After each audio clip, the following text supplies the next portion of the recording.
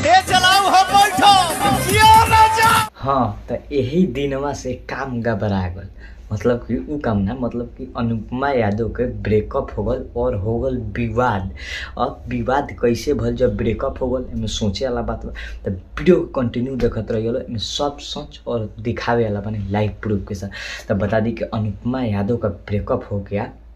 उसके बाद जो ब्रेकअप हुआ ना, वो एक भाई बहन का प्यार में बदल गया। मतलब कि भाई बहन का प्यार में बदल गया। अनुपमा यादव कुछ इस प्रकार के बात बोलती थी। तुमसे मेरा शादी हो ना हो, तुम मेरे हो या ना हो, अगर कल भी तुम्हें दिक्कत होगी ना अनुपमा यादव वैसे ही खड़ी रहेगी जैसी आज खड़ी है। तो ऐसे तो बात बोलत रही है, लेकिन का भल हो गल ब्रेकअप। तो ब्रेकअप कैसे केगा भल आ काहे खातिर भल। तो पवन सिंह मतलब कि ज़्यादा लगाव हो गल पवन सिंह के साथे। मतलब कि प्यार कइले बार तो लात खइबे करबा, एमे तो निश्चित बा कि प्यार करब तो लात खइब। तो उहे भल शिव कुमार बिक्कू के साथ। तो भल का कि स्टेज शो पर कहीं भी जब पवन सिंह के साथ कंटिन्यू मिले लगली, कंटिन्यू करे लगली, काम हम गलत मत समझिए, काम हम कंटिन्यू करे लगली, धीरे धीरे वो जो वो लेवल से उठ के और हाई पर चल गई। तब तो लात मार दिले, हट ते कौन है, हम कौन है, हम नहीं के चिंता नहीं।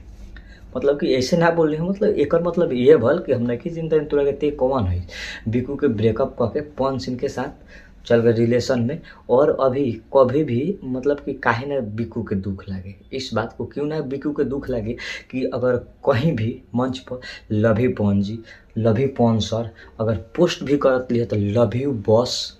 मतलब कि इस पर निगेटिव बात बा, कोई भी बॉयफ्रेंड के दुख लगी ओकरा चलते बिक्कू शिव कुमार बिक्कू उठ के सीधा अक्षरा सिंह के पास जाके एक वीडियो मतलब बनैले हन। वो वीडियो पेश कर चाहतनी। कहाँ भाग गया था रे? भाग नहीं थे भटक गए थे। और ये कह रहे तो बता दें कि अक्षरा सिंह के साथ और पवन सिंह के साथ जो भी स्टेज पर होता है वो एकदम बिल्कुल गलत होता है।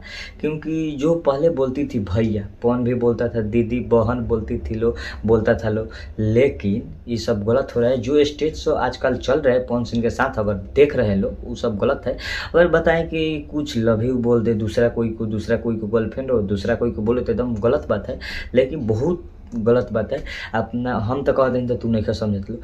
अनुपमा यादव अपना मुंह से इंटरव्यू में कहले रही पवन भैया, सुनल चाहत रहलू, अरे वीडियो लगाओ। तक बात रही पवन भैया की गाय पीछे में भैया सामने से सही है, बहुत गलती होता अनुपमा, बहुत गलती। हाँ तो बता दें कि कुछ इस तरह का इंटरव्यू में बोलती थी पवन भैया बोलती थी आज, मतलब पहले। अब तो सीधा बोलती है पवन सैया।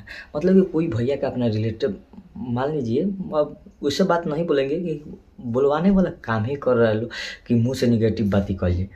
मतलब कि मुंह से निगेटिव बात निकलने वाला काम ही कर रहे लोग। अगर कोई पीछे में भैया बोले, सामने से सैया बोले तो ये गलत बात नहीं। उसमें सैया बोले कब जब सिंगल हो, लेकिन उसका बॉयफ्रेंड है, मीडिया वाला के सामने 50-100 कैमरा के सामने 1000 ऑडियंस लाखों के सामने किसी को दूसरा गर्लफ्रेंड दूसरा कोई को आई लव यू बोले तो सही है, एक बिल्कुल सही है, बर्दाश्त नहीं करेगा। वैसा ही शिव कुमार बिक्कू ने किया, उसके बाद चला गया अक्षरा सिंह के पास। उसका कोई गलती नहीं है, हम यहाँ तक कहेंगे, कोई हम जज नहीं है कि तय करेंगे, वीडियो बनाना हमारा फर्ज है। तारा लोग के का लागत अनुपमा यादव में दोष बा कि पवन सिंह में दोष बा कि शिव कुमार बिक्कू में दोष बा, कमेंट करके जरूर बताइए। तब तक ले मिलते हैं अगले नेक्स्ट वीडियो में, तब तक ले बाय बाय।